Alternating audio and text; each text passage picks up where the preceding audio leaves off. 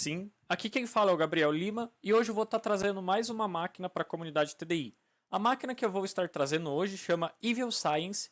Ela é uma máquina da plataforma do VunHub, então aqui nessa plataforma você baixa a máquina, instala ela e daí você consegue jogar. Para baixar ela, existem três métodos de download. Tem tanto via arquivo Mediafire, eu geralmente costumo baixar pelo torrent, eu sinto que é mais rápido. Agora falando sobre a máquina em si. O autor da máquina fala que é uma máquina para pessoas que já têm um pouco de conhecimento sobre vulnerabilidades web e que já sabem um pouco a mais de Linux. Então a gente já consegue ter uma noção a mais sobre como vai ser. E ele fala também que essa é uma máquina que para pessoas que estão tentando ou querem fazer a OSCP, que é uma certificação de pentester, Offensive Security, que faz essa certificação. Então, aqui ela é meio que baseada na prova. Então, a gente não pode usar certas ferramentas. São muitas ferramentas que não podem ser usadas e eu recomendo que para quem tenha interesse futuro em fazer a prova da OSCP, leia certinho o regulamento deles, porque lá eles passam tudo corretamente o que pode e o que não pode. Mas no decorrer da máquina eu vou falando o que pode e não pode também. Então, por enquanto é isso. Ok, eu vou vir para o meu Kali. Eu vou abrir aqui no cantinho para vocês verem. A máquina ela já está instalada aqui no canto e aqui no outro canto está o meu Kali. Então eu vou voltar aqui para fechar. E agora a gente tem que fazer a descoberta do IP do nosso alvo. A gente pode fazer isso com o comando sudo net discover. Vou dar apertar para o lado. Basicamente, o NetDiscover ele vai começar a fazer requisições no protocolo ARP, pedindo o IP e o endereço MAC das máquinas que estão na minha rede. E aqui, para esse comando funcionar, a gente tem que estar como modo root, então por isso o sudo. Dando um enter aqui, ele vai pedir minha senha. Agora eu digitei a senha e ele vai começar a fazer as requisições. Então, basicamente aqui é esperar. Essa minha máquina, ela está instalado como modo Breeded. Eu não recomendo tanto, mas eu sei o que eu estou fazendo. Eu recomendo para vocês seguirem o que o Caio falou nas últimas aulas, de instalar em modo Host Only, porque assim você cria uma rede mais segura. Entretanto, essa máquina eu já sabia que era segura de baixar e eu já tinha feito ela antes, então eu sabia que era tranquilo. Então vamos esperar que falta pouco para ele dar o IP. Ok, ele começou a soltar aqui uns IPs, mas o IP da nossa máquina é esse aqui. Por que não é os outros, né? Porque, como que eu posso dizer? São de outras máquinas que estão conectadas na minha rede. Vou dar um ping aqui nesse IP e a gente pode ver que ele já está funcionando. Só vou dar um clear e pingar de novo. Aqui, pronto. Bem, quando a gente dá um ping, a gente manda pacotes, né? A gente pode escolher a quantidade de bytes e etc. E a gente manda pacote ICMP, que é para ver se a máquina realmente está viva. Então aqui a gente pode ver que esse foi o primeiro, esse aqui foi o segundo. E a gente tem o TTL, que é o Time to Live. Então, com o Time to Live, a gente consegue descobrir basicamente o sistema operacional. Quanto mais perto de 64, que é o nosso caso, é um Linux, é uma máquina Linux. E quanto mais perto de 127, pode ser um Windows. Então, não é regra mundial isso, mas pode acontecer de você estar atacando e acontecer de encontrar isso. Mas isso também pode ser alterado. Fica mais como curiosidade o que eu acabei de falar. Eu vou limpar a tela e rodar o comando nmap-a -t4 -pn e o IP. Por que eu vou rodar esse comando? O nmap ele é o responsável por fazer a varredura de portas. Então ele vai fazer o scan nas 1000 portas. Aqui nesses parâmetros que eu rodei, ele vai fazer nas 1000 portas padrões, basicamente.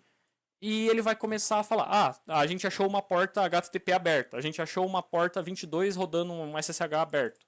Então, basicamente é isso. O "-a", maiúsculo, seria o Aggressive Mode. Então ele vai tentar trazer o máximo de informação que ele conseguir sobre o nosso alvo. Eu achei um protocolo HTTP.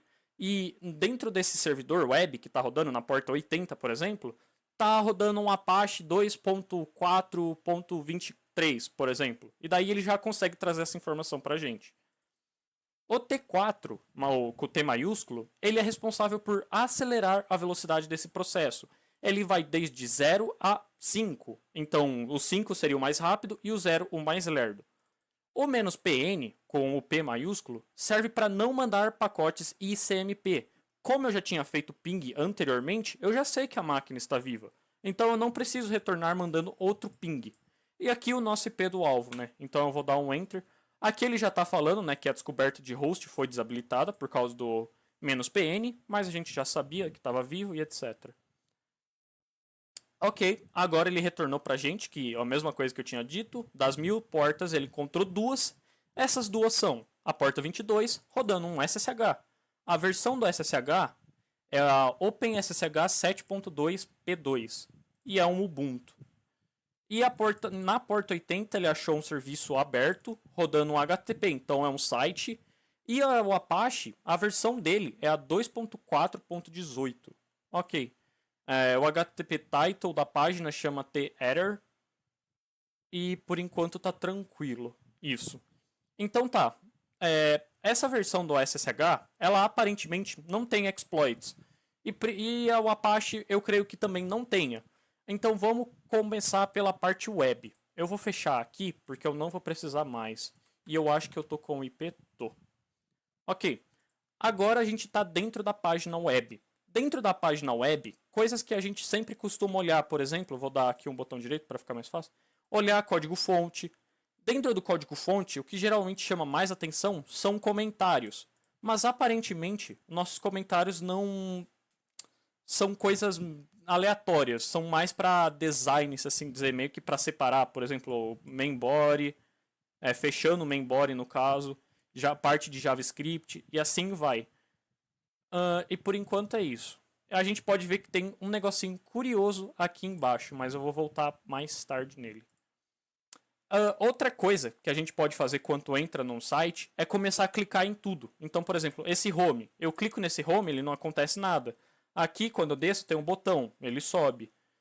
E aqui existem outras duas abas, só deixa eu ver se não tem mais nenhum botão. Aqui é onde baixou o template, mas não vai interessar pra gente. Eu vou clicar no About Us. Aqui a gente pode observar que, como é um site PHP, ele está fazendo a inclusão de arquivos. Então, o PHP ele está dentro do servidor chamando os arquivos. Então, se ele está fazendo isso, a gente pode logo pensar na falha muito conhecida chamada LFI, Local File Inclusion. Essa falha basicamente consiste em leitura de arquivos dentro do servidor. Então, para fazer esse teste de qualidade com mais eficiência, a gente poderia ligar o Burp Switch. Esse aqui é o Foxy Proxy, para quem não conhece. Ele é uma extensão muito útil, que facilita na transação entre ligar e desligar o Burp Switch. Então eu recomendo muito. Não vou mostrar a instalação aqui, mas deem uma olhada. É muito bacana e muito simples. Eu vou ligar o Burp Switch.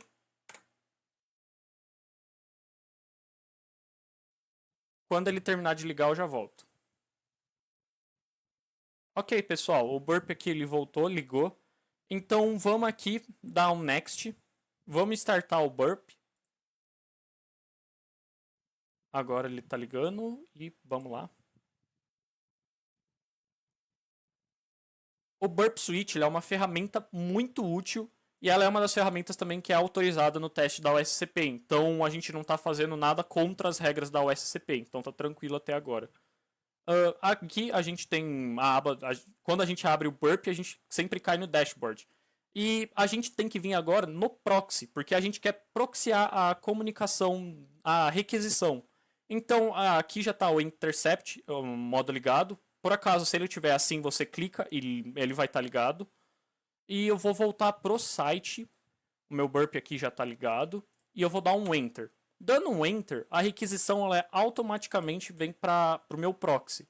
Mas aqui ele é muito ruim de fazer os testes, conseguir fazer melhor os testes. Então o que a gente poderia fazer é o seguinte. Tanto o botão direito aqui para mandar para o repeater, ou vir aqui e dar um Ctrl R. Por quê? O repeater ele é responsável por fazer as nossas tentativas. Então, se a gente tem que ficar efetuando muitos testes consecutivos, é sempre bom a gente mandar para o repeater. Então, por exemplo, a gente poderia dar um send. Dando esse send, a gente pode observar que deu um status 200, ok.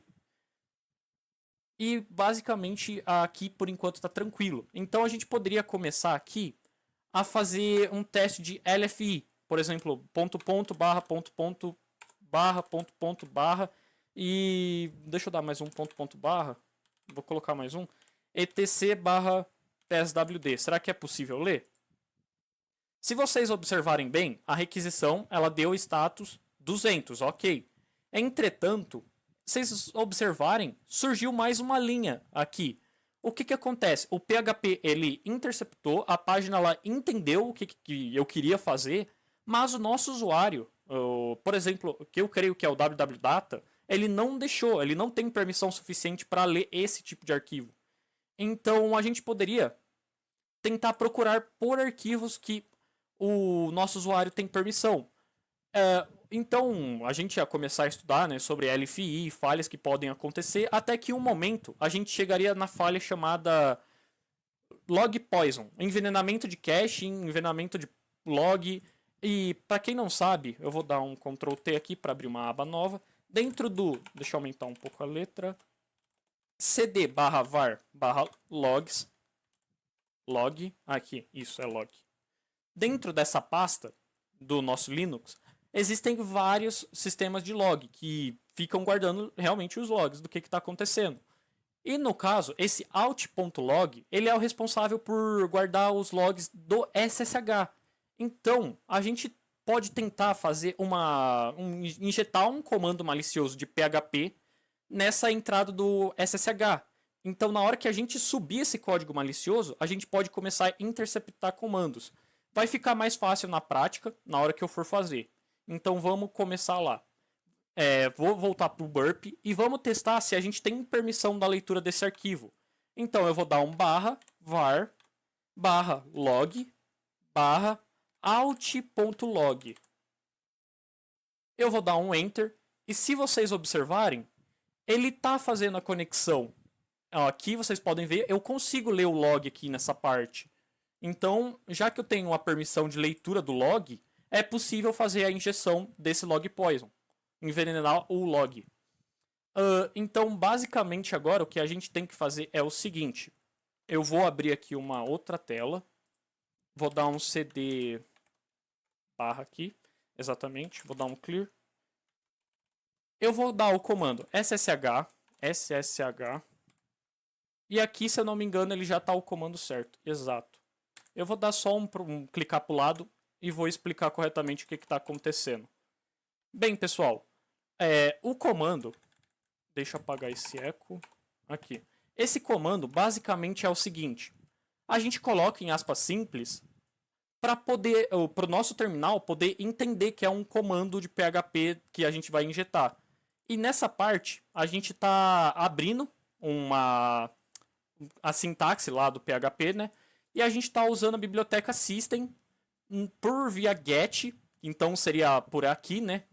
Para quem não sabe, a requisição get é feita por aqui.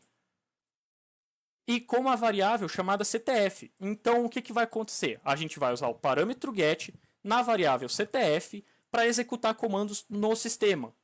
Então, Gabriel, mas isso realmente vai funcionar? Vamos testar então.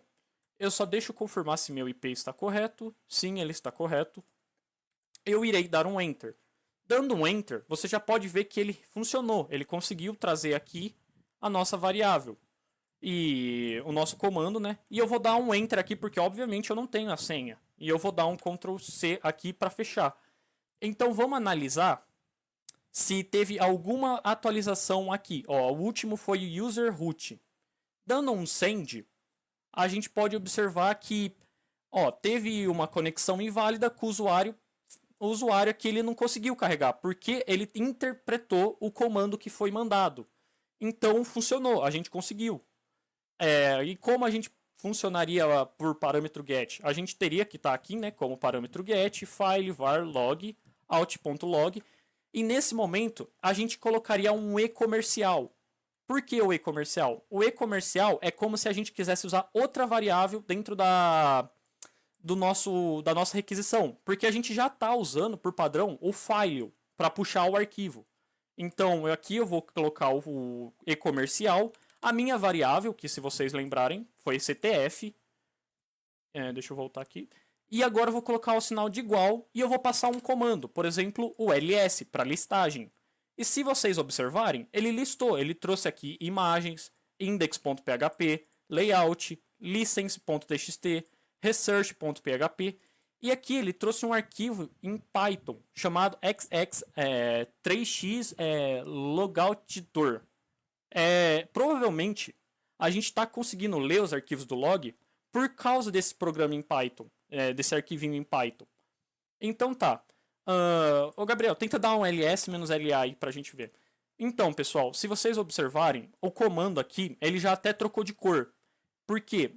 A gente está fazendo requisições via o URL. E ele não vai interceptar, ele vai dar bad request, porque não está sendo bem feito a requisição. Então a gente poderia vir aqui mesmo no Burp Suite. Ele tem uma parte, ó, aqui é o intruder, o repeater, onde a gente estava. Vindo uma casinha aqui pro lado, tem o decoder. Aqui nesse decoder, a gente pode encodar e decodar comandos. Então, por exemplo, se eu der um ls-la e encodar ele como URL, assim eu vou conseguir colocar o comando. Ó, eu coloquei ls-la, coloquei encodar como URL e aqui veio o comando. Agora eu peguei, copiei, vou apagar o ls-la, faltou o A aqui, e vou colar. Se vocês observarem, o comando inteiro está sendo interpretado e eu vou dar um send. Ao eu dar um send, vocês podem observar que ele já está mostrando. Ó, isso aqui é um diretório. Ó, para voltar, o ponto é um diretório. Aqui os 2 pontos é para retornar um diretório. Esse images é um diretório. Layout é um diretório. E assim vai indo. Agora, a partir desse momento, é possível a gente pegar uma reverse shell. Então, a gente começou de um LFI para uma web shell, fazendo um log poison. E agora a gente vai para uma reverse shell. Então, a gente poderia utilizar em Python, porque geralmente eu sempre que vou testar alguma coisa eu tento Python ou em Bash. Geralmente o Python é o que dá mais certo. PHP aqui até que funcionaria, porque a gente está ejetando comandos de PHP, né? Mas eu vou entrar aqui no pentest monkey reverse shell. Eu tenho que desligar o burp aqui nesse momento para ele interpretar aqui que está indo tranquilo. Ok. Caso você entre nesse site pentestmonkey.net, é capaz de aparecer um aviso falando essa é uma página maliciosa, vai falar para você sair dela. Não precisa se preocupar, é que o Google ele entende que aqui tem coisa perigosa. E realmente tem, porque a gente tem vários tipos de reverse shell, tem vários tipos de código malicioso e coisas desse tipo. Mas pode ficar tranquilo, não é uma página que você vai entrar e vai estragar seu PC. Não é nada disso, pessoal. Então, aqui a gente pode ver, né, em Bash, igual eu tinha dito, tem em reverse shell em Perl, tem reverse shell em Python, PHP, Ruby, Netcat e por aí vai, tem milhares, tem centenas até. Eu vou copiar de Python, vou copiar aqui e vou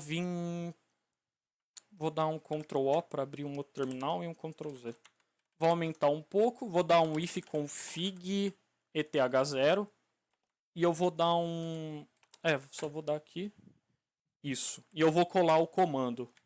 Ok. A gente tem que fazer 2 alterações no nosso comando de Python aqui de reverse shell. A gente tem que primeiro alterar o nosso IP, que é o IP que vai receber a conexão e a porta que vai receber a conexão. Então aqui no meu caso, como eu estou em uma rede local, é o meu IP local. Se eu estivesse jogando TryHackMe, Hack the Box ou coisa desse tipo, seria o IP de tunelamento, que daí ia ser ifconfig tum0 ou tum1. Ia depender de quantas VPNs você tem ativa. A porta, eu sempre costumo usar a 1, 2, 3, 4. Eu sinto que é whatever meio que as portas, mas eu gosto de usar bastante essa porta. Eu vou copiar o nosso arquivo que já foi modificado e vou dar um Ctrl C aqui só para limpar. Beleza. Agora, nesse momento, eu vou abrir o Netcat, setando essas configurações. LNVP e a porta 1234, que é a que eu sempre uso. O comando L, o Netcat, né, a ferramenta que vai fazer essa requisição, ele vai interpretar a nossa requisição, ele vai abrir a porta e ficar escutando se vai chegar alguma conexão ou não. Mas aqui os parâmetros, né? O "-l", ele é de listening. Então ele vai abrir, ele vai ficar ouvindo na porta. O "-n" serve para não resolver DNS. Aqui no nosso caso, não seria necessário, mas eu costumo usar. O "-v" seria de verbose. Então, quando eu der o Enter, você vai perceber que vai aparecer muita... Ele vai mostrar exatamente o que está acontecendo ao vivo. E temos o "-p". O "-p" seria a porta do que vai estar ouvindo. E a gente setou... e aqui, obviamente, tem que colocar a mesma porta que a gente setou no nosso reverse shell. Que, no caso, foi a porta 1234. Ok, pessoal? Eu vou dar um Enter. E aqui vocês podem perceber, ela está ouvindo qualquer coisa que acontecer na porta 1234. Agora a gente vai fazer o mesmo esquema. Voltando aqui para a próxima casinha aqui, a de decoder, a gente vai apagar o ls-a, que eu demonstrei para vocês, e eu vou digitar a nossa reverse shell. Ela deve estar em vermelho, deve estar meio ruim para enxergar, eu imagino. Mas aqui tá tranquilo. A gente conseguiu ejetar o comando e agora eu vou copiar tudo que está aqui embaixo. Pode perceber que dá um comando gigante aqui por causa dessa encodagem. E agora eu vou voltar pro repeater. Voltando no repeater, eu vou apagar o nosso encode de ls-la e eu vou colar o nosso novo comando, que é a nossa reverse shell. Pode observar que ele vai dar um negócio gigantesco aqui. Só deixa eu confirmar, tá ouvindo. Ok. Na hora que eu der um send, na hora que eu clicar aqui, o meu netcat ele vai receber a conexão. Então bora lá. Na hora que eu clicar o send, pode observar que ele já nem apareceu aqui. Entretanto, todavia, aqui no nosso lado, pode observar que teve uma conexão na nossa porta, que é o meu IP no caso, vindo do nosso alvo. E daí está aqui o IP do nosso alvo. Então, se eu der um ID, a gente pode observar que somos o usuário www.data, que foi igual eu tinha mencionado lá no início. Agora, a gente entra na parte de pós-exploração. A gente já entrou no servidor e agora vem a parte de pegar a nossa flag de root, se assim dizer, elevar o nosso privilégio. Então, como a gente faria isso? A gente poderia vir, primeiramente, né, sempre que a gente ganha uma shell, a gente foca em tentar melhorar ela. Porque, olha só, se eu aperto para cima, ou para baixo, para esquerda ou para direita, sempre vai dar um erro diferente. Se eu der um Ctrl C aqui, eu perco a shell, eu não consigo executar alguns comandos aqui, então tem que melhorar essa shell. E uma das maneiras para melhorar seria com o Python. Então eu vou colocar aqui o comando Python import pty, ponto e vírgula, pty.spawn. Agora eu abro e fecho com aspas simples, /bin, /bash. Daí vem aqui, fechou e fecha com aspas duplas. Ok, agora vocês podem observar que já melhorou a nossa shell. Aqui o que eu estou fazendo? Eu utilizei o Python por linha de comando. Então eu abri aspas duplas, né? E eu falei assim na primeira linha: import a biblioteca pty, depois com a biblioteca pty, spawn uma bin/bash. Então a gente melhorou aqui nossa shell. Entretanto, todavia, a gente ainda não consegue apertar para cima, apertar para baixo, apertar para esquerda, direita, e assim vai. A gente não consegue nem dar autocomplete, então ainda está meio complicado. Tem como melhorar mais essa shell? Sim, tem como. E essa técnica é chamada de Shell Full TTY. É uma técnica que eu ensino para todo mundo, e porque é uma técnica que é muito útil. Ela é realmente muito útil. Como que a gente faria agora no caso? A gente tem que dar Ctrl Z. Então, apertando Ctrl Z, você deve falar: pô, Gabriel, você perdeu a shell. Não, calma lá, rapaziada. Agora é o seguinte. A gente vai dar o seguinte comando, stty, e aqui já apareceu para mim porque eu uso toda vez que eu vou usar qualquer shell. Pegou shell, eu já estou com ela. Mas basicamente a gente está mandando stty raw-echo. Essa parte é basicamente para dizer, não importa quantas vezes eu apertar Ctrl C, eu não quero sair da shell. E daí eu coloquei o comando e-comercial aqui, né, para dizer o seguinte: depois que isso for executado, eu quero já que você utilize o comando fg. O comando fg, basicamente, ele vai puxar a última coisa que foi suspendida. Então, no nosso caso, a última coisa que eu suspendi, o último programa que eu suspendi, foi o Netcat. Então ele vai reviver o meu Netcat, se assim dizer. Dando um Enter, você pode observar que o Netcat foi continuado, mas ele deu uma bugada. É só dar um Enter e aqui a gente tem a nossa shell. Então, se eu der um ls aqui, pode observar que ele já está até mais bonito. E se eu apertar para cima, ele já começa, para baixo ele já vai. Posso vir para o lado, posso vir para o outro. Mas ainda, eu não posso dar um clear. Eu não posso limpar a tela. Por quê? A nossa variável de ambiente ainda não foi setada. Para setar essa variável, a gente pode fazer o seguinte. Export, term maiúsculo. A gente coloca um sinal de igual e coloca xterm. Xterm. Ok, foi. Agora, se eu der um clear, ele vai limpar. Beleza, pessoal? Ó, só voltando, e agora eu consigo subir e descer os comandos, né? E aqui tá tranquilo. Agora vamos partir para onde a gente tem que ir. Vamos lá então, ls-la. A gente pode observar que aqui tem a nossas páginas web que ele estava puxando como include, né? Então, o about.php, o index.php, esse research também era da página. E a gente tem um programa que foi criado pelo usuário root, chamado logauditor.py. A gente poderia dar uma olhada também com o sudo-l se a gente tem permissão de executar alguma coisa como superusuário. Dando sudo-l, ele vai mostrar aqui as variáveis padrão, nananã. Ó, o usuário www.data, ele pode rodar os seguintes comandos. Então, a gente pode usar o logauditor como root. O logauditor a gente pode usar como root. Então, vamos dar uma olhada. O que acontece se eu der um sudo.logauditor? Vamos ver, ele demora um pouquinho. E aqui ele está falando logauditor e os logs disponíveis. Esse var, esse /var, /log, /out.log, a gente já teve acesso a ele. Então, não faz tanta diferença pra gente. A gente conseguiu manipular ele já. Esse var /log /apache2 /accesslog, a gente não tinha conhecido ele. Então a gente pode tentar vir aqui e dar um enter. Vamos ver o que acontece. Ele não conseguiu ler. Tranquilo. Mas a gente poderia tentar fazer outra coisa. Isso se chama injeção de código. A gente poderia ver se a gente consegue injetar algum código dentro desse Apache.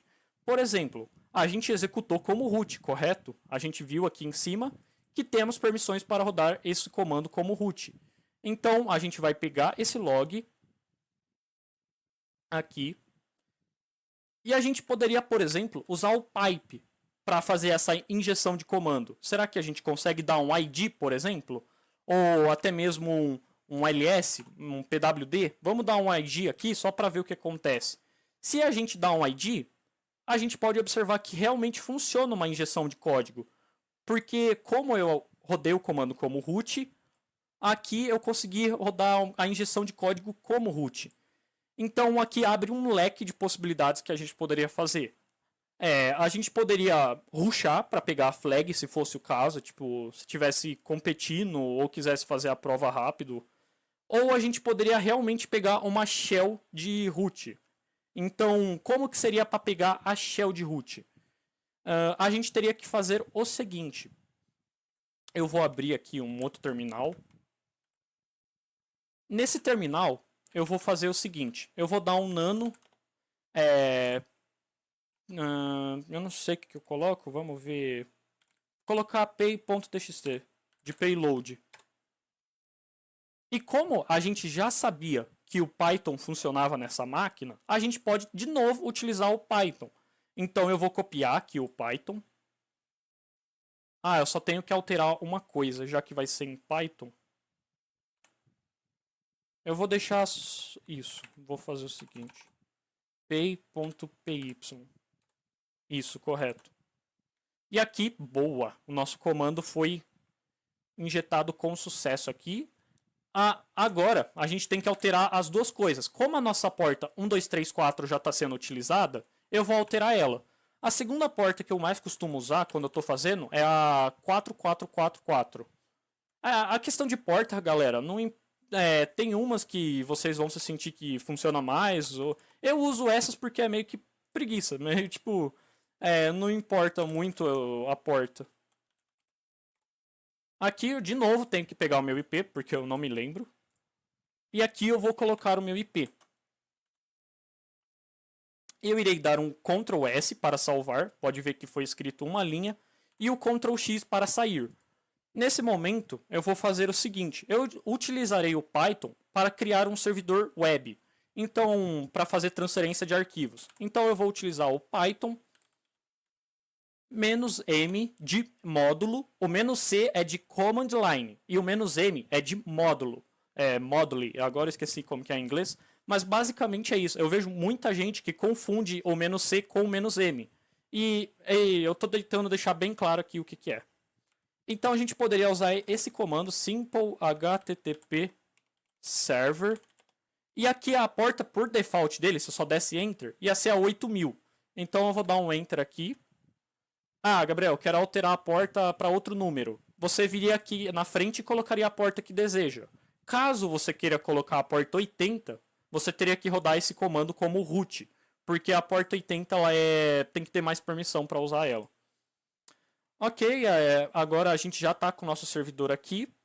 E eu vou pegar o meu IP de novo para poder pegar o arquivo. Então eu vou vir aqui.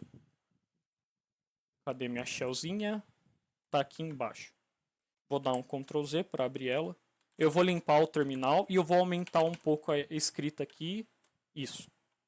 Agora, para fazer a transferência daquela minha payload para cá, eu vou utilizar o wget. E aqui eu irei passar o meu IP. 2 pontos para selecionar a porta, que no caso é a 8000. Agora eu coloco um barra, porque eu quero falar o nome do arquivo, que se eu não me engano foi pay.py. Vamos ver se era isso mesmo. E exatamente, o arquivo pay.py, pode ver que ele foi upado com sucesso, a resposta deu 200, ok, então tranquilo. Só deixa eu dar um ls e tá aqui. Eu vou dar um chmod mais x, e daí eu vou digitar pay. Ah, e como eu fiz a técnica do shell full tty, eu posso automaticamente completar dando um tab nas coisas. Eu não... Ah, tá, eu errei. Chmod. Ok, agora o comando foi setado com sucesso. Se eu der um ls-la e procurar o arquivo pay, pode ver aqui que ele tem execução de permissão de execução. Ok. Agora eu irei fazer o seguinte. Vou limpar a tela. Irei utilizar o comando sudo e executar aquele arquivo xxlogauditor. Enquanto isso, eu virei em outra tela. Vou abrir aqui um outro terminal. Abrir ele aqui, deixar maior. E eu vou setar a porta aqui do meu netcat. Que se eu não me engano foi netcat-lnvp. Aqui lembrando, né, o que eu tinha dito, listening para não resolver DNS, verbose e o número da porta, que vai ser 444. Agora ele está ouvindo. E nesse momento eu vou dar um Ctrl Z aqui para sair. Isso aqui. E agora eu vou dizer para ele o seguinte: execute esse log e então execute o meu arquivo py.py. Então eu poderia colocar ./py.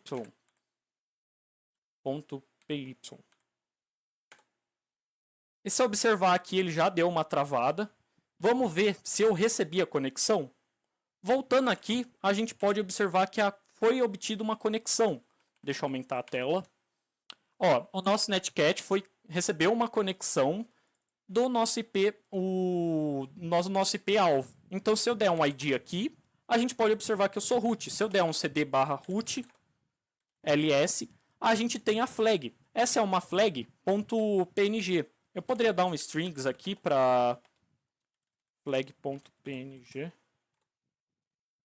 Aqui, ó, como eu disse, só deixa eu ver se eu acho que eu errei aqui no final. Era strings. Será que eu tenho permissão? Exatamente. Aqui eu vou diminuir um pouco só para pegar. Ele traz um código encodado. Esse código, ele basicamente é um diário, mas é uma coisa que eu acho que não vale muito a pena ser mostrado. Eu prefiro mostrar outra coisa agora, além desse diário aqui, que é mais, por exemplo, só para alegrar um pouco a pessoa que terminou.